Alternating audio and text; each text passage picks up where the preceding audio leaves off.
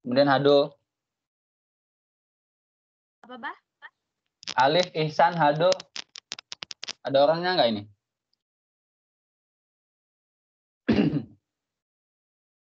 Baik, ini kita masuk ke fikih ya.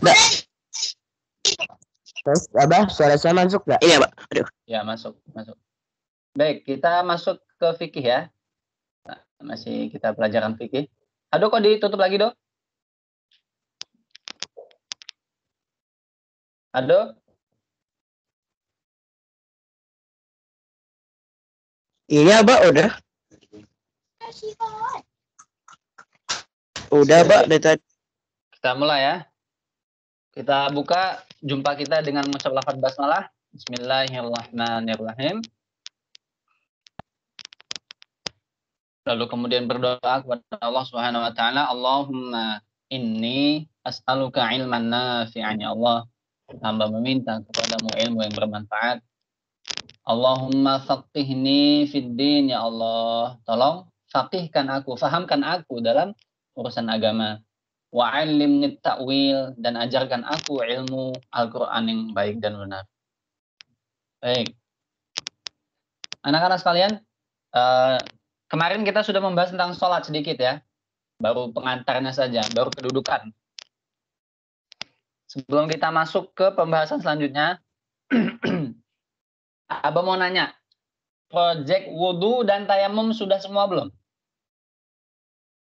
Saya udah dua-duanya, tapi yang Ya. wudhu saya belum kumpulin. Ya, yang Belum merasa ada belum? teman saya. Ya. Saya tinggal wudhu, Abang, wudhu. Iya, untuk Saya assignment tinggal wudhu. wudhu, untuk Saya tinggal assignment wudhu, wudhu, Abah. Ya udah dulunya, Pak.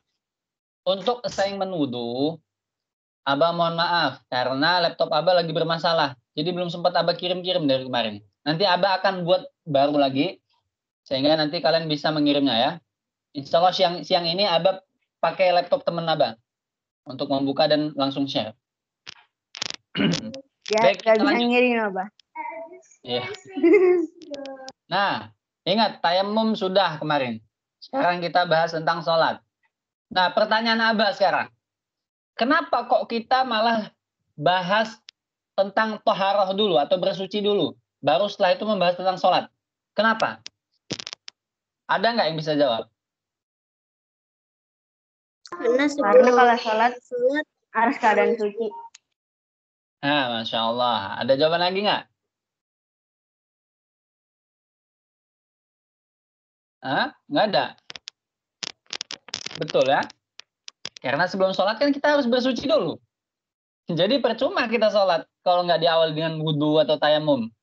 Atau nggak mandi besar. Makanya penting di bagian toharoh itu. Kalian harus paham dan mengerti. Karena kalau wudhu kalian salah, kalau tayamum kalian salah, kalau mandi wajib atau mandi junub kalian salah, itu berpengaruh kepada ibadah yang lainnya. Kalau wudhu kalian salah, sholatnya rusak. Tayamumnya nggak benar, sholatnya berantakan. Kenapa? Karena Nabi sendiri yang bilang, la yaqbalullahu sholata ahadikum. Allah nggak akan menerima sholat di antara kalian. Kalian mau sholat sebanyak apapun nggak akan diterima. Loh kok bisa? Idza ahdatsa hatta yatawadda. Jika kalian dalam keadaan berhadas. Nah, berhadas baik hadas kecil maupun hadas besar. Sampai kalian berwudu. Atau bisa bertayamum atau mandi wajib. Sampai kalian hilangkan hadas itu. Makanya wudu, tayamum, dan mandi besar itu wajib untuk dipahamin. Nah, kemarin kita sudah bahas tentang kedudukan sholat dalam Islam. Siapa saja yang masih ingat? Kalaulah dia mencatat pasti masih ingat. Kedudukan sholat dalam Islam.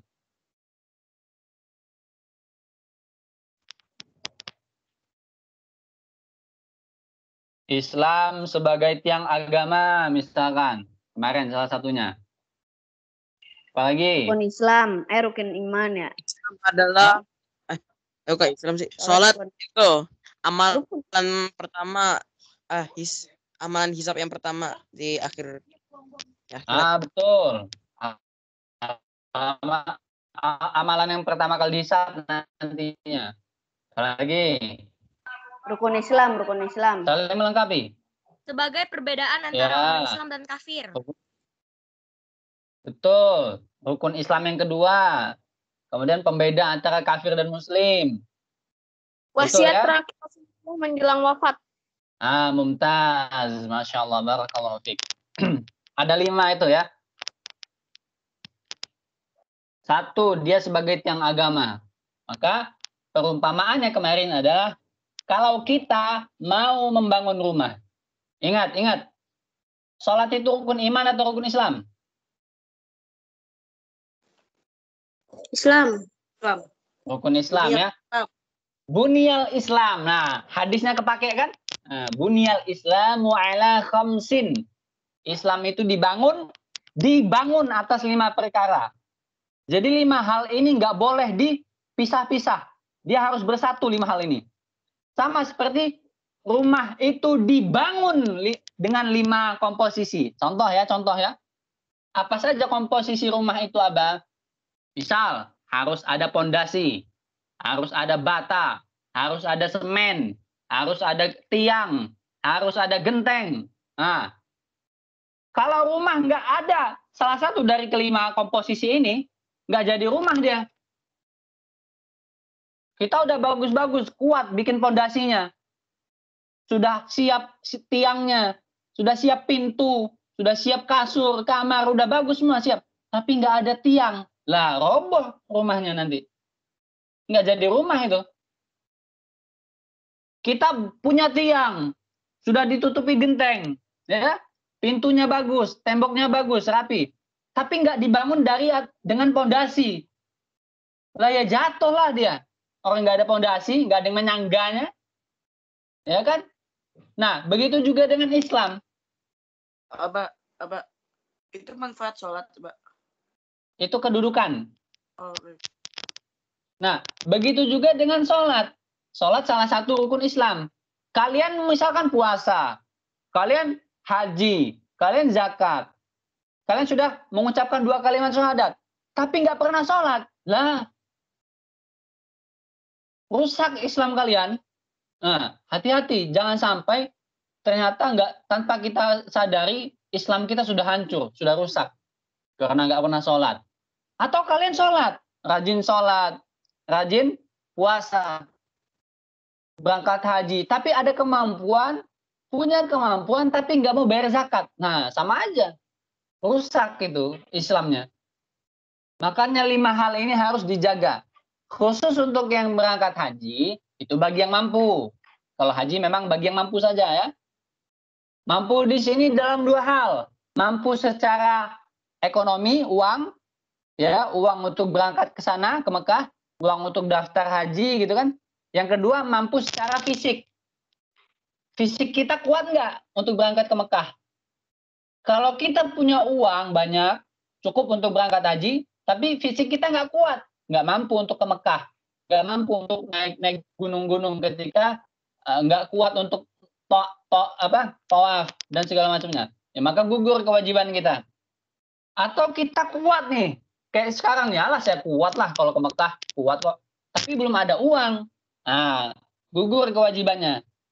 Karena haji akan wajib apabila memenuhi 2 syarat ini. Wajib mampu ya, mampu secara ekonomi, uang maksudnya, atau mampu secara fisik, badan kita kuat. Gitu ya. Sama, Islam itu kalau salah satu saja di hari kelima ini bolong, rusak Islamnya. Sama seperti rumah tadi ya. Nggak akan nyaman, nggak akan bagus rumah itu kalau salah satu komposisinya nggak terpenuhi. Baik ya. Sampai sini paham logikanya, analoginya, perumpamaannya? Paham ya? Insya Allah mudah dipahamin dengan perumpamaan seperti itu. Kalau kita cuman ngaku Islam, tapi nggak pernah sholat, ketahuilah bahwa Abu Jahal dan Abu Lahab itu pun mengakui bahwa Allah adalah Tuhan semesta alam. Kalian mungkin belum tahu bahwa orang-orang kafir Quraisy di zaman Nabi Muhammad, sebenarnya mereka mengakui bahwa yang menciptakan alam semesta ini adalah Allah. Yang menghidupkan adalah Allah. Yang mematikan adalah Allah, yang memberi rezeki adalah Allah. Mereka mengakui itu. Tapi mereka enggak mau mengikuti Nabi Muhammad dalam urusan ibadah. Salah satunya adalah ibadah sholat. Maka enggak diterima keislaman mereka. Keimanan mereka itu hanya mengakui Allah sebagai Tuhan, sebagai ini, sebagai itu. Enggak cukup. Kita juga gitu ketika sudah syahadat. Asyhadu alla ilaha illallah. Kita sudah mengakui Allah sebagai Tuhan, Nabi Muhammad sebagai utusan Allah. Tapi enggak pernah sholat. Sama aja kayak Abu Jahal dan Abu Lahab di zaman dulu. Paham tuh? Jadi beriman bahwa Allah sebagai Tuhan, bahwa Allah yang menciptakan, bahwa Allah yang mematikan itu saja nggak cukup. Harus ada ibadahnya. Harus mengerjakan ibadahnya. Karena itu bukti bahwa kita sebagai pengikut Islam. Paham sampai sini ya? Sebelum kita lanjut, apa pastikan? Paham. Coba ulangin. Kedudukan sholat dalam Islam apa saja? Sebagai tiang agama. Sebagai tiang agama. Amalan yang pertama kali dihisab. Ya. Sebagai perbedaan antara orang Islam dan kafir. Ah. Rukun iman yang kedua. Ya. Satu lagi apa? Wasiat terakhir Rasulullah menjelang Wasiat wafat. terakhir. Ketika kita rajin melaksanakan sholat, kita sama saja melakukan wasiat Nabi Muhammad. Dan yang namanya wasiat itu kalau dia baik isinya, maka wajib kita untuk mengikutinya. Kalau ada wasiat yang bagus, maka wajib mengikuti. Bapak memiliki wasiat. Apa? Yang tadi. Iya, Nabi Muhammad mewasiatkan untuk menjaga sholat kita. Untuk menjaga sholat gitu ya. Nah, sekarang kita baru masuk ke fadilah atau keutamaan sholat. Bisa disebut keutamaan, bisa disebut manfaat. Ya. Fadilah itu keutamaan atau manfaat sholat. Sudah siap untuk fokus? Siap ya? Siap belum. Oke, santai, pelan-pelan.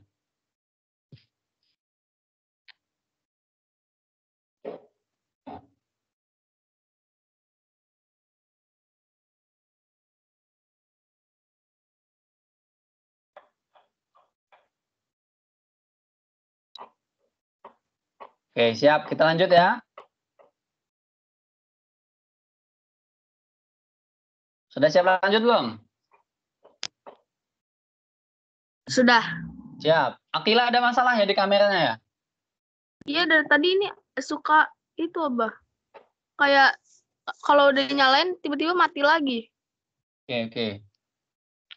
Kita lanjut ya. Sekarang fadilah. Fadilah atau manfaat atau keutamaan. Keutamaan apa? Keutamaan sholat. Ya. Siap, fokus ya. Qayyidul ilma bil kitabah. Catatlah ilmu ikatlah ilmu dengan mencatat ya. Dicatat. Kita mulai. Apa sih fadilah sholat? Sebelum apa yang menjelaskan, Abah ingin penjelasan dari kalian, jawaban dari kalian. Apa yang kalian ketahui tentang manfaat sholat? Penghapus Mendapat dosa. pahala. Penghapus dosa, dapat pahala, udah pasti ya. Lagi. Menjalani wasiat Nabi Muhammad. Wasiat Pertolongan. Mendapat pertolongan. Supaya Allah. Penyelamat dari neraka. Penyelamat dari neraka, Masya Allah. Habis? Membawa ke surga, pembawa ke surga. Membawa ke surga, Masya Allah. Alif. Apalagi? Imamnya Abah. Iya. Oke, kita mulai ya. Dari semua jawaban tadi bagus-bagus itu. Membawa ke surga, menghapus dosa, menghalangi dari neraka, Masya Allah ya. Dapat pahala, udah jelas pasti ya. Tapi ada yang paling penting ini. Yang paling penting apa? Yang. Bahwa as-salatu. Halo? Kenapa? Mendapat wasiat dari Rasul. Kalau itu masuknya kedudukan sholat. Kedudukan. Oh, iya. Kedudukan sholat dalam Islam. Nah, sekarang ya. Yang pertama, apa sih manfaat sholat bagi kita? Bagi kita ya. Ingat, Bahwa manfaat itu untuk kita, bukan untuk Allah. Bukan untuk orang tua kita, bukan untuk orang lain. Karena sesungguhnya setiap ibadah itu manfaatnya untuk kita sendiri. Yang paling utama. Ya, manfaatnya untuk kita dulu, baru untuk orang lain.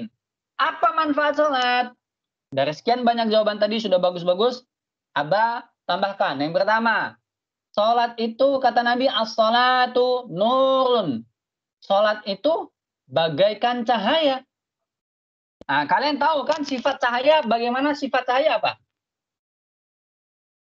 Terang. Terang apa? Menerangi. Ya, contoh sini, lihat Aba.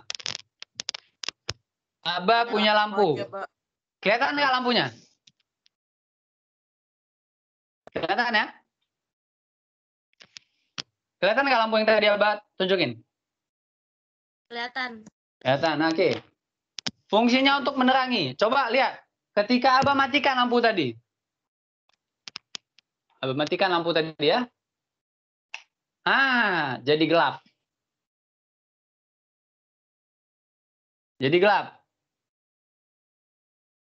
Kelihatan nggak jam berapa itu? Enggak. Jadi gelap. Jam 11. Tapi kita akan berpikir kan, jam berapa itu? Nggak kelihatan tuh, nggak kelihatan kan? Enggak. Oke, sekarang Aba hidupkan lagi lampunya. Pak. Jam Itu- berapa itu? Jam 11 sama dengan 19. Jelas kan? Pak, Ya, itu keutamaan apa manfaatnya? keutamaan sama manfaat sama aja. Oke. Nah ya, apa yang bisa kalian ambil pelajarannya dari lampu itu? Apa? Menerangi suatu benda. Menerangi. Sifat cahaya itu menerangi dan memberikan manfaat supaya jelas dilihat kan? Kalau kita ada cahaya jadi jelas. Oh ini jalan ada lubangnya. Oh ini jalan bagus.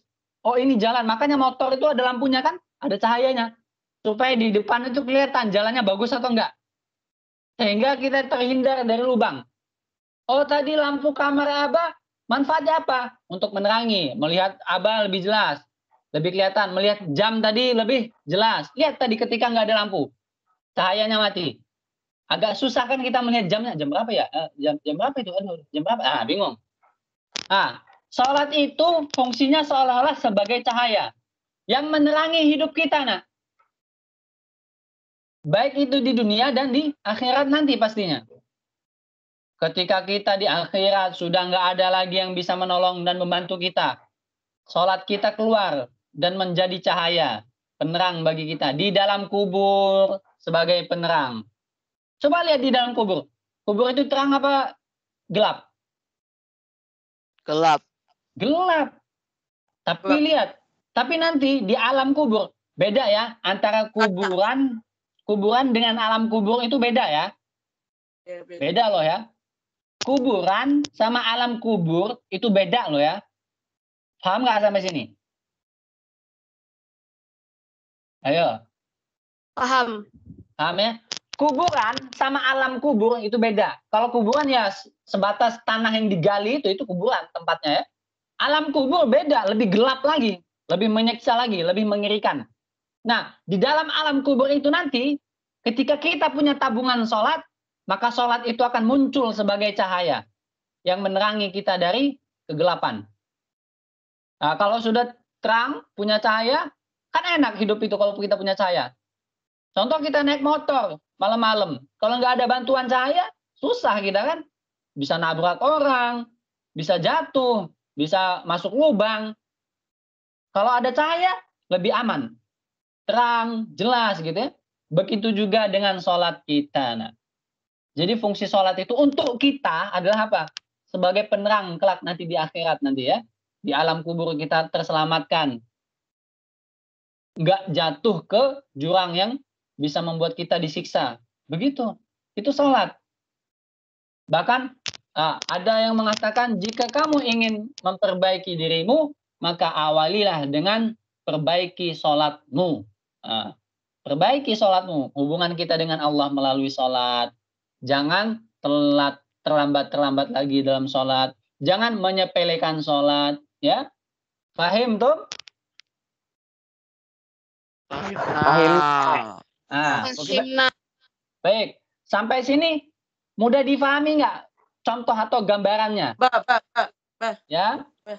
Itu menerangi kita kubur apa tadi Abah bilang? Ya, menerangi kita di dunia dan di alam kubur, di akhirat. Tapi ingat ya, yang namanya ibadah-ibadah kita ini lebih khususnya akan lebih membantu kita di akhirat kelak. Di alam kubur, ketika di padang mahsyar.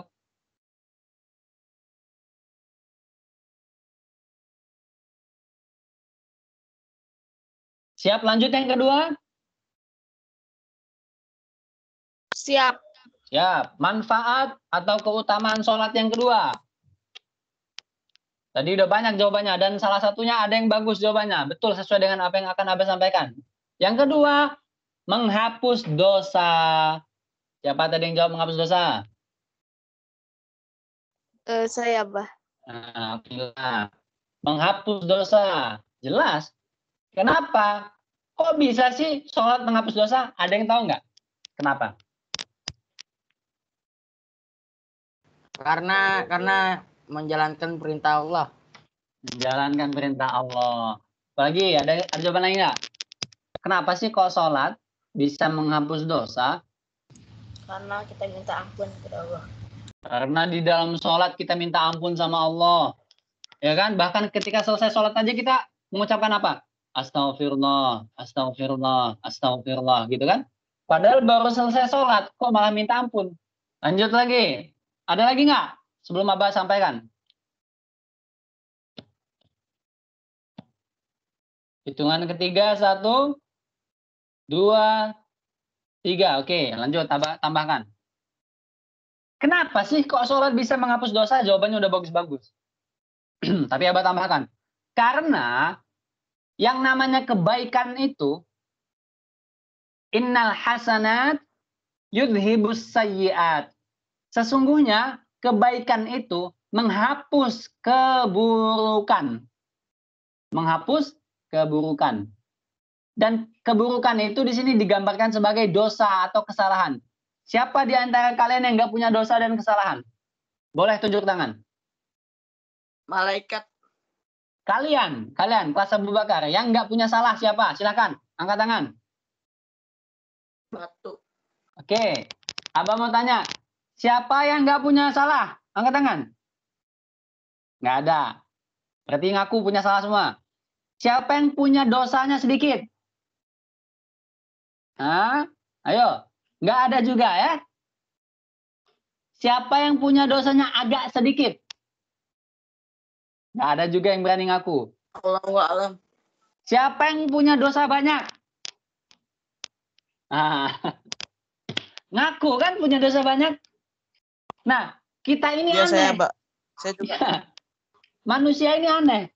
Ngaku punya dosa banyak, tapi kok nggak mau memperbanyak ibadah. Nah, kan lucu.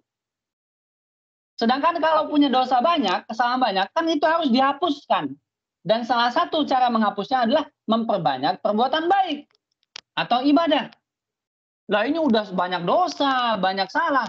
Tapi sholat males-malesan, ngaji males-malesan. Terus apa yang mau dibanggakan? Emang kalian bisa ini punya orang dalam untuk nyuap Allah, ya Allah. Nih, saya punya uang banyak nih. Saya beli surganya ya. Emang bisa nanti di akhirat? Gak bisa lagi gitu. Aneh ya. Oke. Jadi itu yang kedua. Kenapa sholat bisa menghapuskan dosa? Yang pertama tadi. Karena sholat itu ibadah. Karena sholat itu kebaikan. Dan yang namanya kebaikan itu menghapus kesalahan. Menghapus keburukan. Jadi saat kita melaksanakan sholat, maka keburukan atau dosa-dosa kita terhapuskan. Bahkan begini. Nabi Muhammad sampai memberikan perumpamaan. Perumpamaan tahu nggak perumpamaan? Tahu ya? Perumpamaan atau permisalan. Ya. Apa sih? Gimana? Gimana Nabi Muhammad memberikan perumpamaan? Kata Nabi Muhammad gini. Di hadisnya itu Bintang. itu beda. Ini beda lagi. Apa kata Nabi Muhammad? Akhlak. Nabi Muhammad berkata kepada para sahabatnya, "Ara'aitum law anna nahran bi babi ahadikum yaghtasilu minhu kulla yawmin 5 marratin." Hei para sahabat, ini Nabi lagi ngomong sama sahabat ya. Hei, coba gimana pendapat kalian? Anggap aja Abah lagi ngomong sama kalian juga ya. Bagaimana, hei Abu Bakar, pendapat kalian? Kalau di depan rumah kalian ada sungai yang besar dan bersih di depan rumah kalian. Lalu kalian mandi di sungai itu, sungai yang bersih, ya, jernih gitu ya. Kalian mandi di sungai itu sebanyak 5 kali dalam sehari. Pertanyaan Abah, apakah masih banyak kotoran yang tersisa di tubuh kalian? Masih. Ada banyak. Masih? Banyak bakteri. Masih. Soalnya Tapi Abah mau tanya, kita akan jauh lebih bersih nggak? iya, kalau Enggak, Pak. Coba bandingkan dengan mandi yang cuma 2 hari. Lebih bersih. Lebih bersih mana? 5 hari. Lebih bersih. Ya 5 kali lah, ya 5 kali. Maka Nabi ini memberikan pertanyaan kepada para sahabat. Coba, hei para sahabat, apa pendapat kalian? Gimana menurut kalian? Kalau seandainya di depan rumah kalian ada sungai yang bersih dan jernih gitu ya, lalu kemudian kalian mandi sebanyak 5 kali di sungai itu, apakah masih tersisa kotoran, kata Nabi Muhammad? Maka para sahabat menjawab, tidak ada kotoran yang tersisa. Kenapa? Kita mandi di tempat yang bersih, airnya bersih, jernih, dan kita mandinya 5 kali lagi dalam sehari. Wah, pasti bersih banget tuh, kata para sahabat. Nah, begitulah perumpamaan sholat. Sholat membersihkan kotoran-kotoran dosa yang ada pada diri kita. Sama seperti air membersihkan kotoran yang ada pada badan kita ya. Sampai sini paham? Coba Alif. Alif.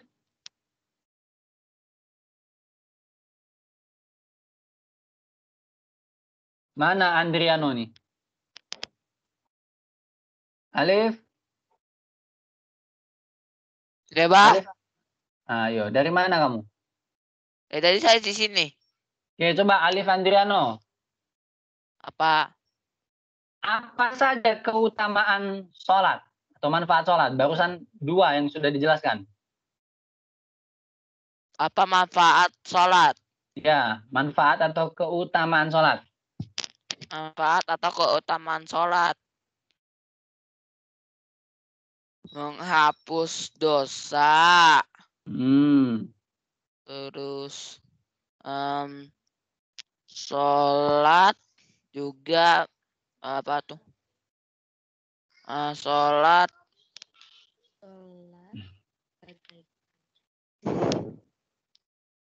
Saya cuma tahunya itu doang, Bah. Oke, baik, bagus, nggak apa-apa, Masya Allah. Coba Akila, apa saja keutamaan dan manfaat sholat itu? Penghapus dosa dan penerangan di alam kubur sama dunia. Memberikan cahaya ya bagi pelakunya. Coba ulangin bilang.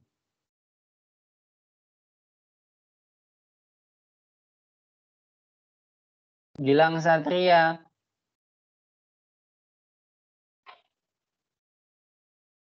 Gilang Satria. Iya, Bah. Apa sih keutamaan? Masuk. Apa keutamaan manfaat sholat? Utama manfaat sholat membuat hati menjadi tenang, mendapatkan pahala. Bukan yang itu, ngaco. Bukan yang itu. Kan tadi udah dijelasin sama Abah. Jangan kasih tahu biar soalnya kan kamu masih tadi nggak dengerin. Masih hangat loh, barusan banget Abah sampaikan. Kalau nasi itu masih hangat ya? Masih panas, Lip. Masih panas, masih anget. Barusan banget.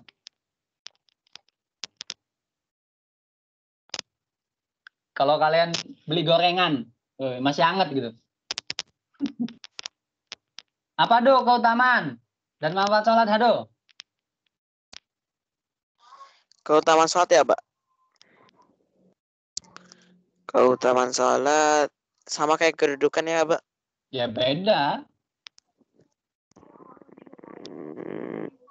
Hapus dosa. Menghapus dosa, ya. Mendapat pahala.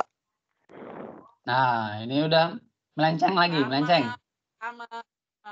Salah ya, Pak. Yang lain aja lah, Pak. Yang lain. Tadi Akila kok nggak salah. Tadi kok nggak salah Akila bener tadi kok nggak salah Akila tadi. Iya, Akila. Ihsan, coba Ihsan. Sebagai Yang penghapus masih dosa dan penerang. penerang sebagai cahaya ya. Itu. Abah ulangin. Ini baru 2 yang Abah sampaikan ya. Kok udah kemana-mana? Baru 2. Sebagai penerang, ya, sebagai cahaya bagi kita yang melaksanakan sholat. Yang kedua, menghapus dosa. Yang ketiga, dapat pahala pasti. Mendapatkan pahala. Yang ketiga ya. Apa tadi bener kan apa tadi? Tadi kan aku udah bilang. Tapi kan belum Abah sampaikan nyampe ke itu. Udah lompat aja, Dok. Iya. Abah berarti yang ketiga mendapat pahala. Iya, mendapatkan pahala. Baik. Kita lanjut. Satu lagi. Kalau sholat kita baik dan benar, maka kita akan terhindar atau mencegah dari perbuatan keji dan munkar. Emang apa sih Abah keji dan munkar itu? Singkatnya, keji dan munkar itu adalah perbuatan dosa, perbuatan yang nggak disukai Allah. Contohnya gimana, Pak? Kalian zolim kepada diri kalian sendiri, kalian zolim kepada teman-teman kalian, zolim kepada tumbuh-tumbuhan, zolim kepada hewan, zolim kepada semua makhluk hidup. Iya, zolim kepada semua makhluk hidup. Itu termasuk di situ, keji dan munkar. Nah, kalau kalian sholat kalian itu baik dan benar, kalian nggak akan melakukan itu. Maka ini Abah taruh di terakhir, karena memang ini udah puncaknya. Sholat yang baik dan benar, pasti akan terhindar dari keji dan munkar. Terhindar dari perbuatan keji dan munkar. Nah pertanyaannya, Abah, kan banyak tuh orang yang sholat, tapi kok masih suka mencuri, masih suka nakal, masih suka jahat, berarti bukan sholatnya yang salah, tapi dianya yang belum baik dan benar dalam sholat. Belum bisa memahami. Makanya ini Abah taruh di tingkatan yang paling tinggi, karena ini sebenarnya sangat panjang pembahasannya. Bagaimana sih kita harus benar-benar baik dalam sholat? Gimana kita supaya sholat itu bukan cuma sekedar mengerjakan, tapi memaknai semua isi dalam bacaan sholat.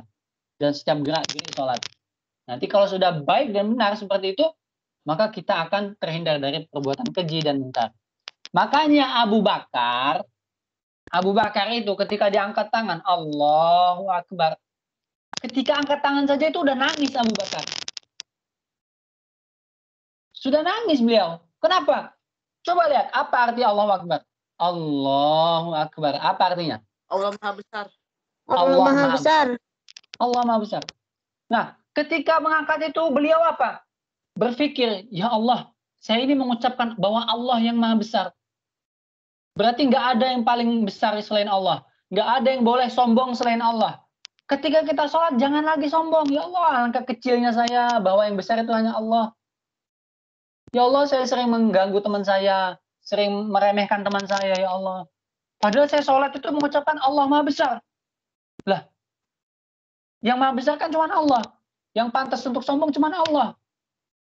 Maka nggak boleh lagi, ya Allah detik ini, saya nggak boleh lagi untuk sombong. Nggak boleh merendahkan orang lain. Nah, itu dari sholat tuh. Baru takbir aja itu.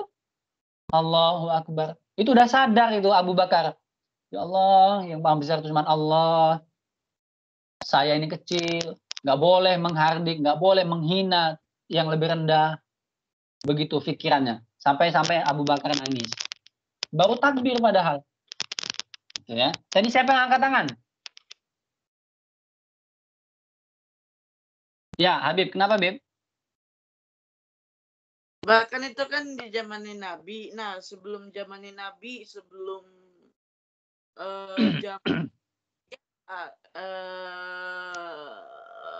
sebelum zamannya Musa.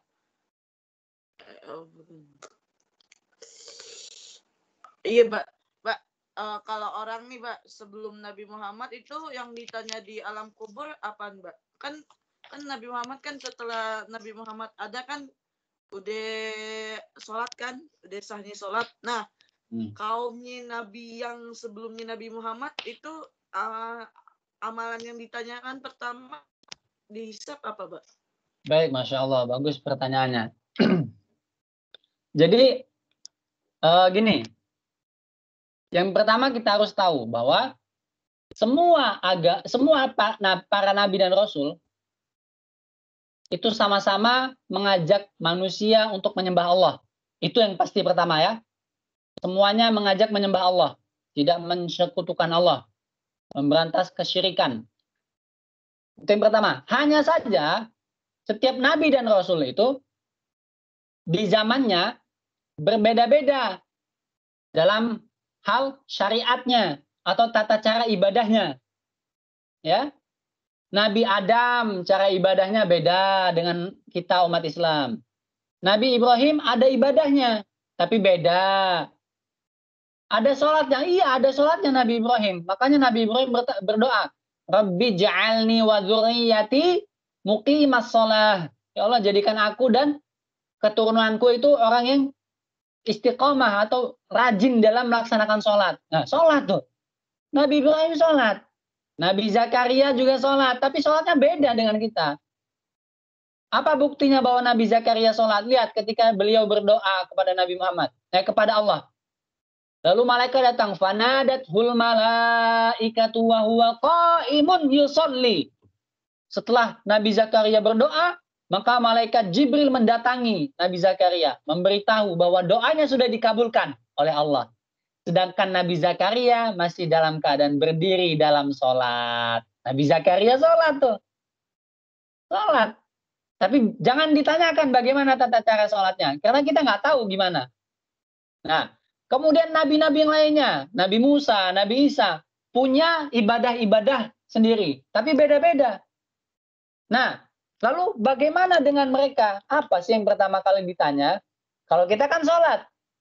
Sudah jelas. Kenapa? Karena Nabi sendiri yang bilang, Inna awwala ma yuhasabu bihil abdu yaumal qiyamah. Sesungguhnya yang pertama kali ditanya oleh Allah di hari kiamat nanti adalah sholatnya. Ini sudah jelas. Sedangkan untuk agama-agama Nabi, untuk nabi-nabi terdahulu, untuk bisa mengetahui ibadah apa yang pertama kali ditanya oleh mereka, itu kan kita perlu dalil, perlu hadis.